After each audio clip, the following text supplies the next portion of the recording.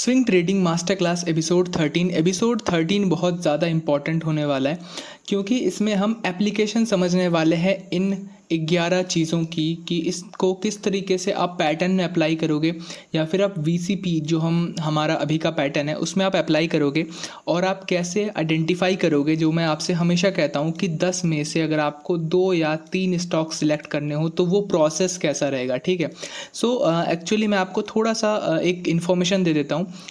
तो मैंने scanning session के बारे में बात किया था। स्कैनिंग सेशन में जो आप स्कैन करोगे उससे आपको मतलब 20 to 30 स्टॉक्स मिलेंगे। ठीक है, depending on the type of market. जैसे अभी का time we are in a sideways market, तो कोई बहुत ज़्यादा सेटअप्स आपको नहीं मिलेंगे। 20 सेटअप्स आपको हो सकता है मिल जाए, हो सकता है आपको 30 मिल जाए।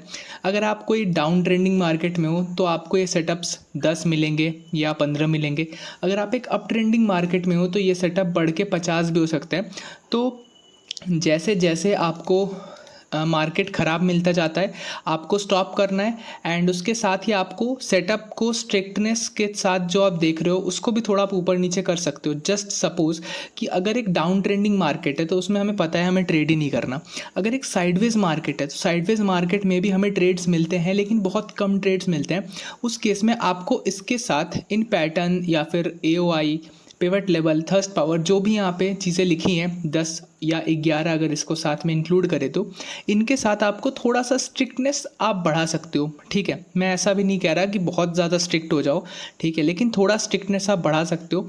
और अगर यहाँ पे बुल रन आ रहा है मतलब स्टॉक सारे ही चल रहे हैं तो आप इनमें से कुछ चीज़ों को थोड़ा सा अगर कम है या फिर थोड़ा नहीं है तो आप उन चीज़ों को इग्नोर भी कर सकते हो और उस सेटअप को प्रायोरिटाइज कर सकते हो अगर वो बहुत ही अच्छे सेक्टर से है। जस्ट फॉर एन एग्जांपल कि बहुत अच्छा सेटअप नहीं है लेकिन वो जो सेक्टर है वो बहुत अच्छा है, मतलब उसके स्टॉक्स जो है डेली डेली चल रहे हैं, डेली डेली ऊपर चल रहे हैं।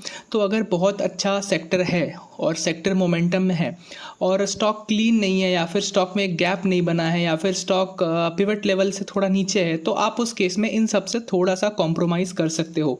ठीक है। सो आपको जैसे मैंने बताया था स्कैनर के टाइम पे कि आपको बियर मार्केट में, साइडवेज मार्केट में और बुल मार्केट में अलग अलग चीज़ों के साथ स्कैनिंग करनी है, अलग अलग क्राइटेरियाज लगाने हैं। सेम गोज़ फॉर दिस कि आपको जो है स्ट्रिक्टनेस जो है क्राइटेरियाज तो यही रहेगा। जो स्ट्रिक्ट रहेगा एक्शन आपका बियर मार्केट में या साइडवेज मार्केट में वो आपका थोड़ा बहुत लीनियंट हो सकता है बुल मार्केट में। आगे बढ़ते हैं। सो यहाँ पे आपने यही चीज़ हमारे थंबनेल में भी देखा होगा, which setup wins, this is how I decide.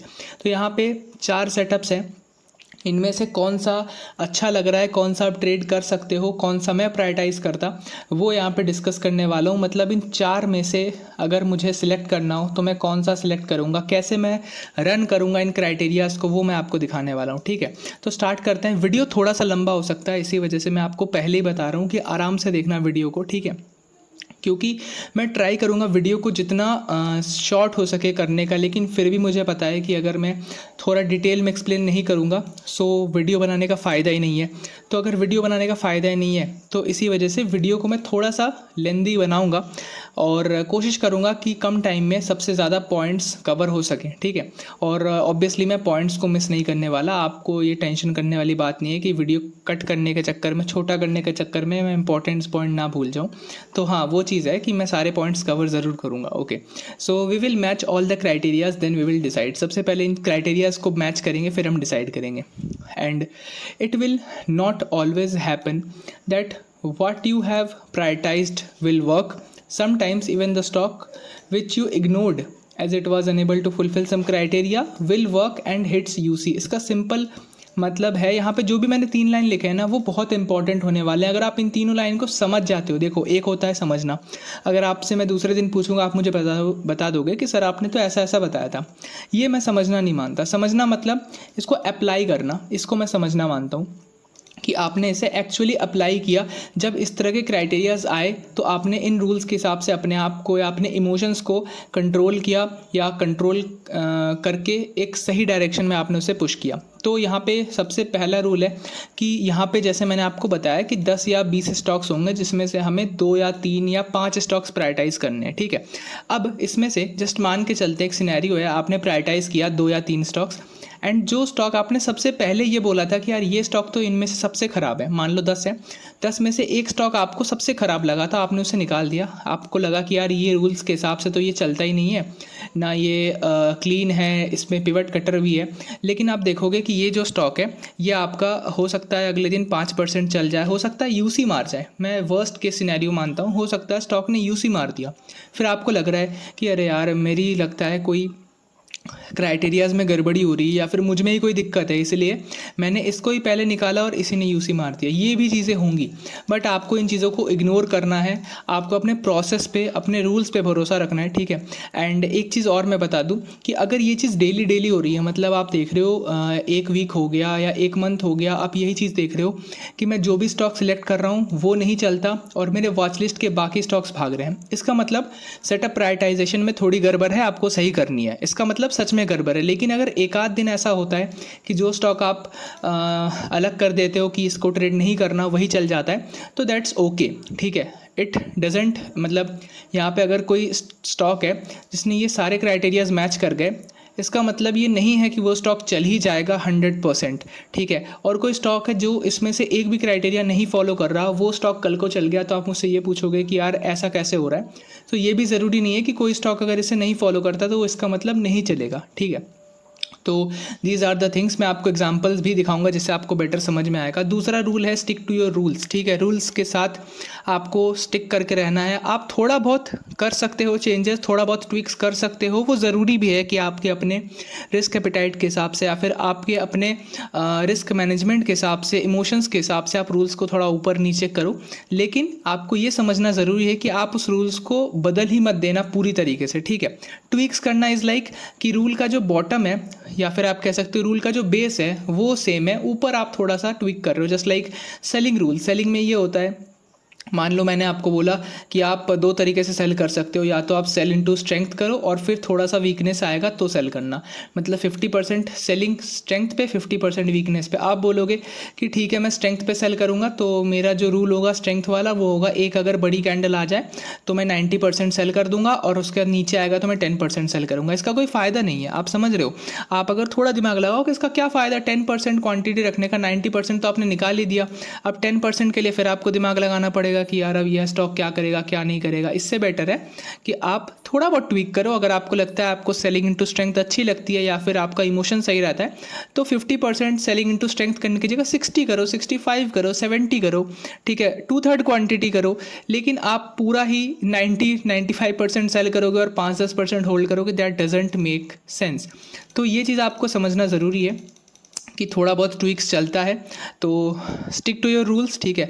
और जहाँ तक बात होती है रूल्स ब्रेक करने की कि मैं रूल्स नहीं मानता, मैं रूल्स ब्रेक करके भी प्रॉफिट कमा लेता हूँ, आपको बहुत सारे ऐसे ट्रेडर्स मिल जाएंगे, ठीक है। ज़रूरी, मैं भी मानता हूँ रूल्स ब्रेक करना ज़रूरी है, लेकिन पहले आप रूल से चलोगे, रूल्स फॉलो करके आप प्रॉफिट कर रहे हो, उसके बाद आपको लगता है कि यार अगर इस मैं रूल को थोड़ा सा ट्विक कर दूँ या इस रूल को मैं ना फॉलो करूँ तो क्या होता है। फिर आप 4-5 दिन देखोगे कि यार अगर मैं इस रूल को नहीं फॉलो कर रहा हूँ तो मेरा जो है प्रॉफिट थोड़ा बहुत इंक्रीज़ हो रहा है या फिर मैं थोड़ा और राइड कर पा रहा हूँ, अगर इस रूल को मैं चेंज करता हूँ तो फिर आप करते हो चेंज। तो ये प्रोसेस होता है, ये नहीं होता कि ये मेरा रूल है बट मैं इसे मानूंगा ही नहीं और अपने हिसाब से काम करूँगा, फिर वो रूल कैसा हुआ, ठीक है। तो रूल ब्रेक करने के लिए पहले उसे फॉलो करना पड़ता है 1 साल 1.5 साल के लिए, ठीक है। सो ये चीज़ बहुत बिगिनर्स में कॉमन होती है कि वो रूल्स नहीं मानते, ठीक है। रूल्स मानना बहुत ज़्यादा ज़रूरी है, चाहे वो हमारे रियल लाइफ में हो, चाहे वो ट्रेडिंग में हो या चाहे वो कहीं पर भी हो। ओके, सो डोंट जज द स्टॉक टू स्ट्रिक्टली। जैसे मैंने बताया कि बहुत स्ट्रिक्ट होने की ज़रूरत नहीं है, ठीक है। आपको बस ये समझना है कि ये क्राइटेरियाज में से मैक्सिमम मैच होने चाहिए, दैट्स इट। सारे के सारे मैच होंगे, 10 on 10 स्कोर होगा, ये ज़रूरी नहीं है, ठीक है। ये भी आपको समझना इंपॉर्टेंट है। एक और चीज़, यहाँ पे मैंने मार्केट ब्रेथ नहीं लिखा है, ठीक है। What is the reason? इसका रीज़न ये है कि मार्केट ब्रेथ हमें डायरेक्टली हेल्प नहीं करता प्रायोरिटाइजेशन में। डायरेक्टली क्या, प्रायोरिटाइजेशन करने में, मतलब वीसीपी कौन सा हमें कल ट्रेड करना है, इसके लिए मार्केट ब्रेथ हेल्प नहीं करता। वो इसके लिए हेल्प करता है कि कल हमें ट्रेड करना है या नहीं करना है। तो मार्केट ब्रेथ यहाँ पे बहुत ज़्यादा इंपॉर्टेंट नहीं है, ठीक है। इंपॉर्टेंट ही नहीं है, वो तो हमें ये बताता है कि कल ट्रेड करना है कि नहीं करना है। Okay, so otherwise you miss many stocks. तो यहाँ पे जैसे मैंने बताया कि अगर आप बहुत स्ट्रिक्ट रहोगे कि नहीं मुझे 10 में से 10 पॉइंट चाहिए ही चाहिए स्टॉक में तो ही मैं आगे बढ़ूँगा, तो ऐसा करोगे तो बहुत सारे स्टॉक्स आपके मिस हो जाएंगे, ठीक है। सो अब आते हैं, अब डिस्कस करते हैं थोड़ा सा कि यहाँ पे जो है पहला स्टॉक जो था, यहाँ पे ये जो 4 स्टॉक है उनमें से कौन सा अच्छा लग रहा है, उनके पॉइंट्स क्या है। तो पहला जो स्टॉक है वो है रतन इंडिया एंटरप्राइज। अगेन मैं बता रहा हूँ कि इसमें कोई सेटअप नहीं है, आप देख रहे हो ये मैं 8 जुलाई का डिस्कस कर रहा हूँ। एंड दूसरी बात, कोई रिकमेंडेशन मत समझना, ठीक है। तो यहाँ पे मैंने लिख रखा है यही चीज़ें, इन चीज़ों को लिख रखा है यहाँ पे, ठीक है। और एक एक करके काउंट करते जाना। सबसे पहले pattern, you can see a clear pattern of a 2T VCP, ठीक है। उसके बाद area of interest, area of interest क्या है, अगर मैं थोड़ा जूम आउट करता हूँ यू कैन सी कि नीचे एक बड़ा बेस आपको दिख रहा है, ठीक है। एंड नीचे बड़े बेस के ऊपर एक यहाँ पे बेस बन रहा है विच इज़ स्टेज 2, जो मैं आपको स्टेज एनालिसिस वाले वीडियो में मैंने आपको बताया था। तो एरिया ऑफ इंटरेस्ट तो भाई है। पिवट लेवल एकदम ऊपर, ये आप देख सकते हो पिवट लेवल बिल्कुल ऊपर है, तो हाई पिवट है, तो ऑब्वियसली ये भी टिक लग गया। थर्स्ट पावर, सामने आपको दिख रहा है स्टॉक ने 18% की बड़ी कैंडल बनाई है एंड उसके अगले ही दिन 11% की कैंडल बनाई है। तो जब स्टॉक इस तरह से लगातार 10% प्लस के 2 कैंडल बनाता है तो उसमें आपको फिर पीछे जाने की ज़रूरत नहीं पड़ती कि यार पीछे जाके भी एक बार देख लेते हैं, क्योंकि आप पीछे जाके भी देखोगे तो आपको बड़े कैंडल्स बहुत ईजिली दिख जाएंगे। This is a 12% candle and this is 12%, this is 7%, this is 10%, this is 6%, this is 10%, easily आपको दिख जाएंगे, आपको मेहनत भी नहीं करनी। देखो दिस इज़ 7%, दिस इज़ 5%, ठीक है, दिस इज़ 17%। तो यहाँ पे आपको कोई भी मेहनत नहीं करनी। आप एक बार अगर आपको दिख गया ये ऐसा सेटअप तो आपको समझ में आना चाहिए कि थर्स्ट पावर तो है ही, ठीक है। पॉकेट पिवट वॉल्यूम, यहाँ पे पॉकेट पिवट वॉल्यूम तो है, कैसे है आप यहाँ पे देख सकते हो। स्टॉक नीचे आया, यहाँ पे 4 दिन लगा के स्टॉक नीचे आया, 1 दिन में वहाँ तक पहुँच गया, ठीक है। फिर यहाँ पे देखो, यहाँ पे कंसोलिडेट कर रहा था और कितने जल्दी जल्दी ये ऊपर गया, कितने बड़े बड़े वॉल्यूम्स है देखो इस कैंडल पे देखो, ठीक है। ये पॉकेट पिवट वॉल्यूम देखो, 4 दिन नीचे आया, 1 दिन में ऊपर चला गया, पॉकेट पिवट वॉल्यूम। तो पॉकेट पिवट वॉल्यूम भी है। सेक्टर रतन इंडिया सेक्टर में उतना अच्छा नहीं था, मतलब जैसे सेक्टर में आप माइनस पॉइंट तब दोगे जब ये वो उन सेक्टर से होगा जो मैंने आपको मना किया था ट्रेड करने के लिए, just like health care, pharma, FMCG, consumer goods, ये सब, ठीक है। तो ये एक डिसेंट सेक्टर से है, ठीक है। मिसलेनियस प्रोडक्ट्स वाला कोई सेक्टर है इसका, तो सेक्टर में मैं इसे कोई पॉइंट नहीं दूंगा, क्योंकि ना ये सेक्टर अभी बहुत अच्छा सेक्टर है ना ये बहुत ख़राब सेक्टर है, 0, ठीक है। क्लीनलीनेस, क्लीन तो है, बिल्कुल क्लीन आपको पैटर्न दिख रहा है। लीनियरिटी बिल्कुल है, देखो यहाँ पे अगर आप देखोगे, देखो 20 EMA से लीनियर था, फिर ऊपर गया, फिर 20 EMA के थोड़ा ऊपर से बाउंस किया, फिर इसने 10 EMA पे सपोर्ट लिया, लीनियर है। पिवट कटर मैं बता ही देता हूँ कि ये जो भी 4 हम स्टॉक डिस्कस करने वाले हैं उसमें कोई भी पिवट कटर नहीं है, ठीक है। तो यहाँ पे पिवट कटर के लिए भी इसे पॉइंट मिलता है कि पिवट कटर नहीं है। IPO EP गैप, यहाँ पे आप देख सकते हो बहुत बड़ा गैप है, एंड बहुत बड़े गैप के बाद इसने बेस फॉर्मेशन किया, ऊपर गया, फिर बेस फॉर्मेशन कर रहा है, तो यहाँ पे डिसेंट, यहाँ पे मैं कह सकता हूँ कि यहाँ पे जो है गैप में भी हमें पॉइंट मिलता है, ठीक है। This is an good gap, ठीक है। अनफिल्ड गैप, मैंने आपको बताया था कि 2 तरह के गैप्स होते हैं, एक फील्ड गैप होता है। फील्ड गैप मतलब यहाँ पे आप देख सकते हो कि एक गैप था, मैं आपको थोड़ा जूम करके दिखाता हूँ, देखो जैसे कि यहाँ पे एक गैप था, दिख रहा है आपको, बट ये फील्ड हो गया और बहुत बड़ा गैप नहीं था ये। अगर आप इसे मेज़र करोगे this gap is I guess 1% का होगा, ऐसा कुछ, हाँ 2% का गैप है, ठीक है। बहुत बड़ा गैप नहीं है, बट अगर आप इस गैप को मेज़र करते हो, यहाँ पे आप देख सकते हो ये जो गैप था दिस इज 7.65%, वो तो नीचे आ गया थोड़ा सा, और अगर आप अनफिल्ड भी देखोगे तो भी 5% ऑलमोस्ट है, ठीक है। So this is a gap जो कि इम्पैक्ट क्रिएट करता है, ठीक है।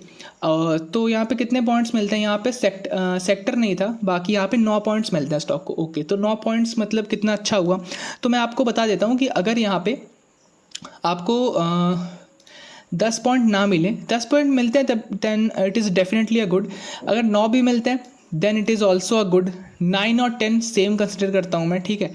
एंड 8 एंड 7 ये दोनों आर 4 स्टार, ठीक है। 9 and 10 are 5 star, 8 7 are 4 star, and 7 के नीचे अगर आप जाते हो लाइक 6 एंड 5 तो दे आर 3 स्टार, ठीक है।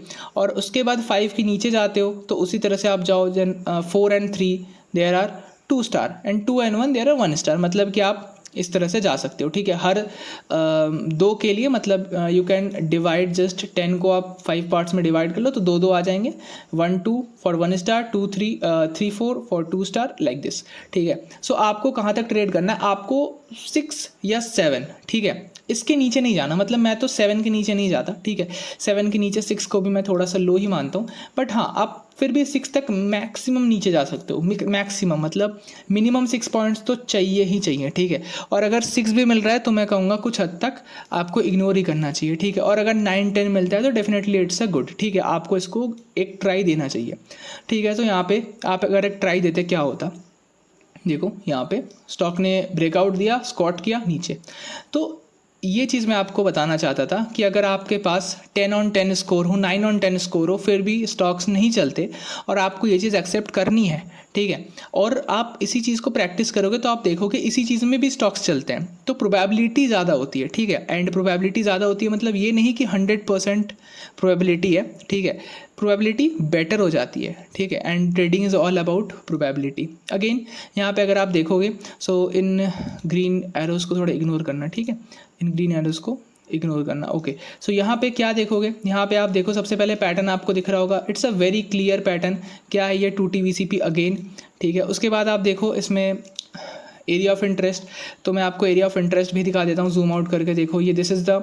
लोअर बेस एंड ब्रेकआउट, फिर बेसिन कर रहा है, तो stage 2 area of interest is very good. Pivot level high pivot है। थर्स्ट पावर सेम दिख रहा है आपको, देखो this is a 6% candle, this is a 20% candle, ठीक है, this is a 9% candle, this is 8% candle, this is 8% candle. Pocket pivot volume आपको दिख रहा है, देखो इतने कैंडल से नीचे आया, 4 कैंडल से और 1 कैंडल से ऊपर, 3 कैंडल से नीचे आया, 1 कैंडल से ऊपर, ठीक है, तो पॉकेट पिवट वॉल्यूम तो है। उसके बाद यहाँ पे सेक्टर क्या है, यहाँ पे पावर सेक्टर है, तो मैं आपको बता दूँ इस टाइम पे पावर सेक्टर चल रहा था, ठीक है, मैं आपको जेपी पावर दिखाऊंगा तो उसमें भी देखना वो इसी टाइम पे चल रहा था, ठीक है, तो पावर सेक्टर उस टाइम पे था, तो सेक्टर के भी से पॉइंट मिलते हैं। क्लीनलीनेस, क्लीन है बिल्कुल है, लीनियरिटी है बिल्कुल है, आप देखोगे यहाँ पे, तो पहले ये 10 EMA से लीनियर था, मैं थोड़ा जूम कर देता हूँ, देखो गैप, उसके बाद 10 EMA का टच ऊपर, 10 EMA का टच ऊपर, 10 EMA का टच ऊपर, फिर 20 EMA का टच ऊपर, फिर यहाँ पे 10 EMA का सपोर्ट, तो लीनियर तो है। फिर क्या है, पिवट कटर जैसे मैंने बताया नहीं है। IPO गैप, यहाँ पे गैप है, ठीक है, यहाँ पे भी एक छोटा सा गैप है, but this one is a field gap, this is Anfield gap. And अगर आप इसे मेज़र करोगे सो यू कैन सी कि यहाँ पे जो है, just a second, okay wait, हाँ, सो यहाँ पे जो है this is a decent gap of around 5%, ठीक है, 5-6% का गैप था, तो ऑब्वियसली यहाँ पे गैप भी है। तो कितने पॉइंट्स मिले हमें यहाँ पे, तो ओके सॉरी, तो हमें यहाँ, ओके वेट क्या हो रहा है ये, अच्छा, सो हमें यहाँ पे जो है ऑलमोस्ट 10 पॉइंट्स मिले, ऑलमोस्ट क्या 10 ही मिले, ठीक है, सो 10 पॉइंट्स मिले, लेकिन क्या स्टॉक चला, so you can see here stock नहीं चला, ठीक है, स्टॉक केम डाउन एंड फिर यहाँ पे ब्रेकआउट के बाद नीचे आ गया, ठीक है, सो यहाँ पे जो है डन, ठीक है, नहीं चला। JP power again stock same देखो उसी में, ठीक है, जल्दी जल्दी और थोड़ा सा डिस्कस करते हैं।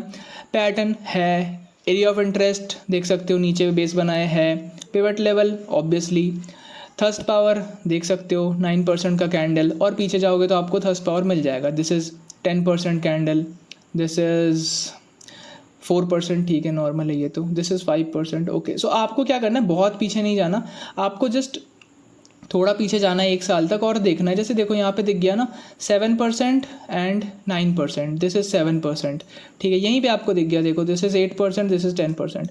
सो ऑब्वियसली बहुत ज़्यादा पीछे जाके देखने की ज़रूरत नहीं है कि स्टार्टिंग तक ही आप पहुँच गए, नहीं, हल्का सा पीछे जाओ, देखो आपको समझ में आ जाएगा खुद ब खुद कि यहाँ पे जो है थर्स्ट पावर है नहीं है, तो यहाँ पे तो है, okay. Pocket pivot volume definitely है, मैंने आपको बहुत बार समझाया, 4 कैंडल नीचे 1 कैंडल ऊपर, 4 कैंडल नीचे 1 कैंडल से ऊपर, सॉरी 3-4 कैंडल से नीचे 2 कैंडल से ऊपर, इतने कैंडल से नीचे जस्ट 2 कैंडल एंड गैप के साथ, this is also a gap, ठीक है, बहुत इंपॉर्टेंट, जैसे मैंने कहा ये बहुत ज़्यादा नहीं है इंपॉर्टेंट, लेकिन आप अगर देखोगे यहाँ पे भी एक बहुत बड़ा गैप था, ठीक है, this is a very big gap, आप देखो, आप यहाँ से यहाँ तक, अब आप बोलोगे आप इतना क्यों मेज़र कर रहे हो 10% तक, आपको क्लोजिंग से, प्रीवियस डे क्लोजिंग से टुडेज ओपनिंग तक मेजर करनी है। आपको ये तो पता होगा, रेड कैंडल का, ये तो नॉर्मल चीज़ है। रेड कैंडल की ओपनिंग टॉप पे होती है एंड क्लोजिंग नीचे होती है। तो यहाँ पे अगर आप मेजर करोगे, this is a 10% gap up and उसके बाद अनफिल्ड गैप रह गया, ऊपर चला गया। तो जब स्टॉक में ऐसा गैप रह जाता है ना, तो ये बहुत इंपॉर्टेंट हो जाता है इन स्टॉक्स को ट्रैक करना, ठीक है। सो आप देखोगे अगर इन स्टॉक्स को आप ट्रेड करोगे ना, तो आपकी प्रोबेबिलिटी और बढ़ जाएगी, ठीक है। सो यहाँ पे गैप भी है, तो सब कुछ यहाँ पे है, ठीक है। लीनियरिटी मैंने आपको दिखा दिया, पिवट कटर जैसे मैंने आपको बताया था नहीं है, ठीक है। सेक्टर यहाँ पे जो है ऑब्वियसली पावर सेक्टर मैंने आपको बताया था। सेम डेट देखो, this is 4 July, this is यहाँ पे जो सेट हो रहा था, this is 4 July, this is 5 जुलाई, 7 जुलाई चला। 7 जुलाई को क्या होगा आप देखना, ठीक है। सो यहाँ पे सब कुछ है। क्लीनलीनेस मैंने आपको बता ही दिया, देखो क्लीन है क्या स्टॉक, खुद देख लो आप ना। देखो 10 EMA से गया, बाउंस आया, बाउंस आया, बाउंस, फिर यहाँ पे 10 EMA से बाउंस, फिर 10 को ब्रेक किया, थोड़ा सा ऊपर नीचे किया, फिर ऊपर चला गया, ठीक है। तो लीनियर तो है, ठीक है। क्लीन भी है, आपको दिख रहा है। पिवट कटर मैंने आपको बता ही दिया एंड गैप दिखाई दिया। तो obviously this is also a 10 on 10, ठीक है। बट ये चला, ये चल गया, ओके। सो देख सकते हो ये चल गया एंड इसके बाद ये और भी चला है। इसने 43% का मूव दिया था, मैंने आपको कई बार दिखाया भी है, ठीक है। सो यस, इसने 43% का मूव दिया एंड यहाँ पे आपको 5% का भी सर्किट लिमिट ये चेंज हो गया था, ओके। सो यहाँ पे देख सकते हो। एंड एक और चीज़ देखो, चलो ये मैं आपको बाद में दिखाता हूँ। तो यहाँ पे स्टॉक चल गया, आपने इसी को फॉलो किया था एंड 10 on 10 स्कोर था, आप डेफिनेटली चले आते, इसमें एंटर करते और यहाँ पे ये चल जाता, ओके। नेस्को अगर आप देखोगे, सो यहाँ पे क्या हुआ, सबसे पहले तो आप देखो ये जो है ना, आपको लग रहा होगा यार ये नेस्को कहाँ से आ गया। नेस्को जो है वो तो इसमें दिख ही नहीं रहा, कोई पैटर्न मैच ही नहीं हो रहा। ये तीनों तो हमने डिस्कस कर लिया, ये वाला कौन सा है, तो ये नेस्को का ही 3 आवर टाइम फ्रेम है, ठीक है। एंड ये डेली टाइम फ्रेम है, ठीक है। सो आपको ये देख करके भी समझना है, दिस इज ऑल्सो VCP, ठीक है। आपको हर बार 75 मिनट पे जाना, ठीक है, या फिर 1 आवर पे जाना, ये ज़रूरी नहीं है। आपको 1 डेली पे भी समझ में आना चाहिए। This is a 3T VCP, ठीक है। और यहाँ पे आप देख सकते हो बहुत क्लियर 3T VCP है, ठीक है, बहुत क्लीन है। आपको थोड़े बहुत विक्स लग रहे होंगे, यार देखो ये तो विक्स है, ठीक है। हाँ, थोड़ा लोअर टाइम फ्रेम पे आते हो तो कोई किसी स्टॉक में थोड़े विक्स ज़्यादा दिखते हैं 75 मिनट पे, तो ठीक है। तो मैं डेली पे ही देखता हूँ फिलहाल के लिए। डेली पे मुझे बहुत क्लीन लग रहा है, कोई दिक्कत नहीं लग रही मुझे डेली पे। एंड दूसरी चीज़, अगर मैं यहाँ पे देखूँ सबको मिला के, तो पैटर्न तो है, एरिया ऑफ इंटरेस्ट भी है। दिस इज़ एक सेकेंड, यहाँ पे अगर मैं देखूँ तो this is a stage 1 and ये स्टेज 1 से बाहर आया है। लेकिन अगर मैं बताऊँ तो ये स्टेज 1 नहीं है, ठीक है। अगर आप क्योंकि थोड़ा सा और जूम आउट करोगे तो आप देखोगे this is at all time high, ठीक है। एंड ये स्टेज 1 पे है ही नहीं, ठीक है। ये एक ऑल टाइम हाई बेस है, ठीक है। हाँ, और अगर आप इतना देखते हो तो आपको लगेगा ये नीचे आके स्टेज 1 करके ऊपर है, ये कॉन्सेप्ट भी सही है, ठीक है। लेकिन जब स्टॉक ऑल टाइम हाई पे है तो आपको कोई चिंता करने की ज़रूरत ही नहीं है, it is an a good position, ठीक है। तो फिलहाल ये स्टेज 2 पे है। दूसरी चीज़, यहाँ पे एक बड़ा बेस भी है, ठीक है। बड़ा बेस इनमें भी था, ठीक है। JP पावर में भी यहाँ पे अगर आप देखोगे, this is a big base जिसका इसने ब्रेकआउट दिया था इस कैंडल से, ठीक है। सो यहाँ पे जो भी हो, this is a big base and big base के पास ये जो है टाइट हो रहा है। यहाँ पे एक पिवट लेवल अगर आप देखोगे, एरिया ऑफ इंटरेस्ट बता दिया ऊपर है, पिवट लेवल हाई पिवट है, ऑब्वियसली आप देख सकते हो, ठीक है। पिवट ऊपर है। थर्स्ट पावर तो आपको दिख रही होगी यहाँ पे 7%, ओके। और देखते हैं थोड़ा सा और कोई कैंडल है क्या बड़ा, यहाँ पे इतना मतलब आपको जो देखने में बड़े लग रहे हैं आपको सिर्फ उन्हें देखना है। 2%, ओके। और कोई है क्या 3%, ओके। इसमें तो नहीं दिख रहा, थोड़ा और पीछे चलते हैं। This is a big candle 5%, this is a big candle 3, कुछ खास नहीं है, ओके। दिस इज़ 5, ठीक है, okay. This is 5, okay. So 5 के ऊपर तो नहीं मिल रहे। हाँ, this is very big 12% candle, ये मुझे एक मिला है, ठीक है, जो 12% कैंडल है। बाकी मुझे कोई कैंडल 10 के ऊपर भी नहीं दिख रहा, ठीक है। बस एक कैंडल मुझे दिखा है, वही बहुत पहले, ठीक है। तो ये एक मेज़र कर लेते हैं, दिस इज़ ऑल्सो 7, ठीक है। तो यही अभी तक का मतलब इस टाइम में अगर आप देखोगे तो यही मुझे सबसे बड़ा कैंडल लग रहा है, 7%, ठीक है। सो क्या यहाँ पे थ्रस्ट पावर है? थोड़ा मैं इसमें 0 पॉइंट दूंगा, थर्स्ट पावर तो नहीं है, नेगेटिव नहीं दूंगा, 0 दूंगा। तो पॉकेट पिवट वॉल्यूम है यहाँ पे, अगर आप देखोगे, देखते हैं पहले है या नहीं है। स्टॉक नीचे आया, नीचे आने के बाद उतने ही कैंडल से ऊपर गया। देखो जैसे 1 2 3 कैंडल से नीचे आया, फिर 1 2 3 कैंडल से ऊपर गया, एक कैंडल से नीचे, एक कैंडल से ऊपर। मतलब पॉकेट पिवट वॉल्यूम में बेसिकली आपको स्ट्रेंथ दिखनी चाहिए। सो यहाँ पे भी अगर आप देखोगे सो बहुत बहुत सारे कैंडल से नीचे आया और बहुत सारे कैंडल से ही ऊपर गया, ठीक है।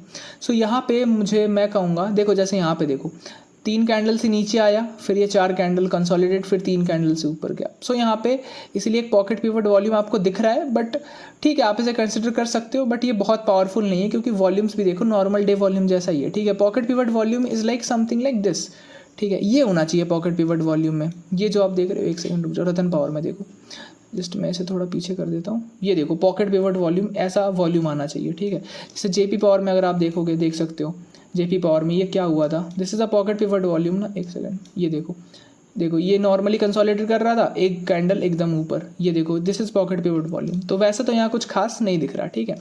तो पॉकेट पिवट वॉल्यूम भी मैं थोड़ा 0 ही दूंगा। सेक्टर नेस्को का मुझे चेक करना पड़ेगा यार, किस सेक्टर का है ये। तो सर्विसेज है, कोई कमर्शियल सर्विस सप्लायर्स है ना, नॉट अ गुड सेक्टर, मतलब मैं सेक्टर में भी से 0 दूंगा। तो एक बार मैं इसमें लगा देता हूँ। तो सेक्टर नहीं है, ठीक है। थर्स्ट पावर नहीं है, पॉकेट पिवट वॉल्यूम नहीं है। क्लीन तो लग रहा है, क्लीन है। लीनियरिटी चेक करने के लिए मैं मूविंग एवरेज लगाता हूँ मैं एक बार। ओके, मूविंग एवरेज हमने लगा दिया है। एंड क्या ये लीनियर है, तो मैं थोड़ा सा चेक करता हूँ। आपको लग रहा है क्या लीनियर? आप पहले खुद सोचो, आपको लीनियर लग रहा है ये देख के? मैं तो कहूँगा नहीं है लीनियर, ठीक है। आप देखो ये स्टॉक जो है बार बार कट करता है, हाँ इसने इस टाइम पे मूव दिया था, ठीक है। इस टाइम पे इसने मूव दिया अच्छा खासा, फिर बहुत कटिंग हो रही है, इतनी कटिंग नहीं होनी चाहिए, ठीक है। हाँ जब बेसिंग कर रहा हो, लाइक देखो इस टाइम पे ये स्टॉक बेसिन में था तो मैं कटिंग सह लूँगा, लेकिन यहाँ पे आप देख सकते हो स्टॉक जो है हमेशा ही कटिंग ही करता है, ठीक है। यहाँ पे आप देखो कट किया, फिर ऊपर आया, फिर भी यहाँ पे देखो कटिंग हो रही थी, फिर थोड़ा सा चला, फिर कटिंग होने लगी, ठीक है। मतलब ज़्यादा चलता भी नहीं है, आपको ऐसे मूव्स नहीं दिखेंगे। जैसे देखो आप रतन पावर में पीछे जाओगे ना, सो यू कैन सी ये एक तरफ का चलता है, देखो आपको यहाँ पे कटिंग नहीं दिखेगी। देखो सिंपल, ये कितना ज़्यादा चला है, देखो ये नीचे आया है बट बार 50 EMA से ऊपर, 50 EMA के पास ऊपर, 50 EMA के पास ऊपर, 50 EMA के पास ऊपर। जब इसने 50 EMA तोड़ा तो फिर 50 EMA के नीचे ही है, फिर ऊपर आया तो 50 EMA के ऊपर ही है। तो ये होता है लीनियरिटी, मुझे इसमें तो नहीं दिख रही, ठीक है। तो लीनियरिटी भी यहाँ पे नहीं है, तो लीनियरिटी के मैं पॉइंट्स हटा ही दूंगा, ठीक है। एंड और क्या है, लीनियरिटी भी नहीं है, एक सेकेंड, लीनियरिटी भी नहीं है। पिवट कटर नहीं है वैसे तो, ठीक है। मतलब चॉपी स्टॉक है तो चॉपी स्टॉक अक्सर पिवट कटर्स होते हैं, ठीक है। सो मैं इसे फ़िलहाल के लिए फॉर ऑल द केसेस मैं नहीं मान रहा हूँ, तो इसमें पिवट कटर का पॉइंट मैंने से चलो दे दिया। IPO EP गैप तो है, ठीक है। तो यहाँ पे इसका ही पॉइंट मिलता है। तो कितने पॉइंट्स नहीं मिलते? थर्स्ट पावर नहीं मिलता, पॉकेट पिवट नहीं मिलता, सेक्टर नहीं मिलता, लीनियरिटी, 4 पॉइंट्स से नहीं मिलते। मतलब आउट ऑफ 10 कितने दे रहा हूँ मैं? 6 out of 10 is my least, समझ रहे हो, लीस्ट। एंड ये स्टॉक ने क्या किया, सॉरी एक सेकेंड थोड़ा सा, ओके हाँ। तो अब देखो इस स्टॉक ने क्या किया, चलो हाँ देखो इस स्टॉक ने एक कैंडल बनाया विच इज़ 6%, देन 2%, देन एक छोटा कैंडल रेड था, फिर 4% का कैंडल, फिर 2% का कैंडल, एंड इस तरह से इसने थोड़ा फिर टाइट हुआ यहाँ पे और फिर ऊपर गया। This is a 7% candle and closed. तो देख सकते हो यहाँ पे इसने कितने रिटर्न्स दिए हैं, ठीक है। मतलब यहाँ पे एक अच्छा खासा आपको रिटर्न यहाँ पे मिल सकता था ऑफ 28-30% डिसेंट रिटर्न्स, ठीक है। सो यहाँ पे कितने पॉइंट्स थे? 6 आउट ऑफ 10 विच इज़ और मिनिमम, एंड यहाँ पे आपको कितने रिटर्न्स मिले वो आप देख सकते हो, ठीक है। सो यहाँ पे मैंने आपको दिखाया कि किस तरीके से आप प्रायोरिटाइज़ करोगे। ये मैं प्रायोरिटाइज़ नहीं करता और ना मैंने इसे ट्रेड किया था, क्योंकि ये स्टॉक आपको अभी रिटर्न दिख रहा है, लेकिन जैसे मैंने आपको बताया आपको रूल्स के साथ स्टिक होना है। 6 आउट ऑफ 10 आप बोलोगे 6 आउट ऑफ 10 ट्राई तो कर सकता था, हाँ कर सकता था, लेकिन आप खुद समझो ना, अब आपके पास 4 स्टॉक है जिसमें से 2 है 10 आउट ऑफ 10, एक है 9 आउट ऑफ 10, एक है 6 आउट ऑफ 10। अगर मैं इनमें से कोई 2 चूज़ करने बोलूँ, आप ब्लाइंडली इन दोनों को चूज़ कर लोगे, ठीक है। देखो this is the last part, ठीक है। बहुत लंबा वीडियो हो गया आई नो, बट ये लास्ट पार्ट और ये समझना बहुत ज़रूरी है। अगर मैं बोलूँ टॉप 3, तो आप इन तीनों को चूज़ कर लोगे, 2 10 पॉइंट वाले, एक 9 पॉइंट वाले, ठीक है। इसे तो आप हटाओगे ही ऑब्वियसली, ठीक है। आप ये तो नहीं करने वाले ना, क्योंकि देखो आपके लिस्ट में जो भी स्टॉक्स होंगे उनमें से कोई 6 पॉइंट 7 पॉइंट के हो गए तो आप उन्हें हटाओगे ही, क्योंकि यू हैव बेटर ऑप्शंस। अगर मेरे पास मान लो इनके पॉइंट्स कम होते, 3 4 5 ऐसे होते और मेरे पास 6 पॉइंट वाले रहता, then I will definitely going to enter या ट्राई टू एंटर। लेकिन अगर मेरे पास बेटर ऑप्शंस है देन वाई नॉट, तो इसे मैंने हटा दिया। ठीक है, अब ये 3 बचे। अब आप बोलोगे इन तीनों में से एक और हटाओ। आप बोलोगे ठीक है रतन इंडिया हटाते हैं, रतन इंडिया क्योंकि 9 पॉइंट्स का था, इसमें सेक्टर नहीं था, तो सेक्टर भी एक बहुत इंपॉर्टेंट होता है, इसे भी चलो हमने हटा दिया। अब हमारे पास 2 बचे। आप बोलोगे इन दोनों में से मुझे एक बताओ अब। ठीक है, इन दोनों में से एक बताओ जो आपको लगता है कि ये चल जाएगा। अब आप बोलोगे कि यार अब तो जेपी पावर ही मैं चूज़ करूँगा क्योंकि मुझे पता है ये चला है तो मैं इसे ही चूज़ करूँगा। देखो ऐसा नहीं है। ठीक है, यहाँ पे अगर आप देखोगे तो ये दोनों ही स्टॉक्स जो हैं वो दोनों ही अच्छे लग रहे थे। ठीक है, एंड अब आप अगर इनमें से बोलोगे कि यार देखो इसमें से ना मैं चूज़ कर सकता हूँ, आप अगर कोई भी अगर आप लॉजिक दोगे जस्ट लाइक कि यहाँ पे अगर आप देखोगे ना आपको बहुत volumes red red red red दिख रहे हैं। ठीक है, इसका मतलब रेड वॉल्यूम्स ज़्यादा हैं। अगर आप इसमें देखोगे ना तो इसमें आपको इसमें भी रेड रेड वॉल्यूम्स दिख रहे हैं। सॉरी इसके बाद मत देखना। ठीक है, मैं इसके यहाँ देख रहा था, यहाँ मत देखो, यहाँ पे देखो। ठीक है, लाइक मैं इसे थोड़ा सा अगेन कट कर देता हूँ। देखो जस्ट अ सेकेंड, इसको भी मैं कट कर देता हूँ। ओके, सो अब अगर आप देखोगे यहाँ पे, आप देखोगे यार यहाँ पे देखो रेड वॉल्यूम कितने सारे रेड वॉल्यूम है। यहाँ पे देखो एक बहुत कम है और ग्रे वॉल्यूम्स यहाँ पे हैं। इसका मतलब क्या कि वॉल्यूम ड्राई हो रहा है। ठीक है, मैं इस लॉजिक को नहीं मानूंगा। ठीक है, क्योंकि जब यहाँ पे वॉल्यूम्स इतने ज़्यादा हुए हैं ना, तो आप सोचो ना यहाँ पे हाईएस्ट एवर वॉल्यूम आ रहा है, तो highest ever volume highest year volume के बाद रेड वॉल्यूम्स भी तो रहेंगे ना। आप ये बोलोगे कि यार मुझे 575 मिलियन का वॉल्यूम तो चाहिए जिसमें मैं ऊपर जो स्टॉक्स ऊपर जा रहे हैं या फिर आपका स्टॉक ऊपर जा रहा है तो मुझे हाईएस्ट एवर वॉल्यूम चाहिए। जब आपका स्टॉक नीचे भी आएगा तो भी थोड़े वॉल्यूम से तो आएगा ना नीचे, तो यहाँ पे ये लॉजिक तो बेकार है। तो इस तरह से आप बहुत सारे लॉजिक दे सकते हो। ठीक है, तो मैं सारे लॉजिक नहीं मानता। The both stocks are as good as me, as good as जितना मुझे जेपी पावर लगा, for me Ratan power is same as good as JP power. ठीक है, और दोनों पावर सेक्टर से I will definitely try both, क्योंकि अब इसमें से देखो इससे ज़्यादा अगर आप प्रायोरिटाइज करने जाओगे तो आपका एक मिस हो जाएगा। देखो अगर मैं बोलूँ कि यार देखो रतन पावर में HVE बना है, HVY बना है, जेपी पावर में HVQ बना है, इसका मतलब रतन पावर में ज़्यादा लोग इंटरेस्टेड है तो मैं रतन पावर को चूज़ करूँगा। नो, रतन पावर आप चूज़ करते आपका पैसे नहीं बनते, आपका SL जाता, और अगर आप जेपी पावर चूज़ करते आपके पैसे बन जाते। इसीलिए मैंने कहा कि बहुत ज़्यादा लॉजिक मत लगाओ, रूल्स देखो। आपका ये रूल चल सकता है लेकिन आपको मार्केट में टेस्ट करना होगा। सो देखो, देखने के बाद जो आपको लगता है yes it is working for me, वो करो। जैसे मैंने बोला ये लॉजिक बहुत लोग लगाएंगे, हो सकता है किसी ने सोचा भी होगा कि यार इसमें हाईएस्ट एवर वॉल्यूम है, highest volume in the year है, मैं तो इसे सिलेक्ट करूँगा।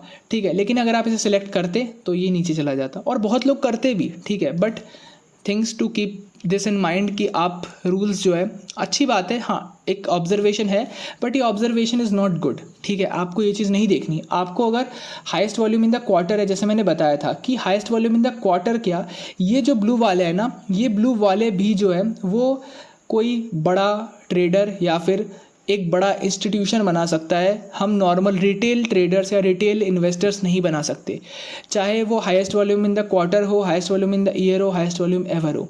तो अगर आपको कोई स्टॉक में highest volume in the quarter दिख रहा है और अगर आपको कोई स्टॉक में हाईएस्ट वॉल्यूम एवर दिख रहा है, ट्रीट देम एज सेम। हाँ, आप इसे एक एक्स्ट्रा पॉइंट दे सकते हो कि highest volume in the quarter बना है या highest volume in the year बना है या हाईएस्ट वॉल्यूम एवर बना है, तो 1 एक्स्ट्रा पॉइंट।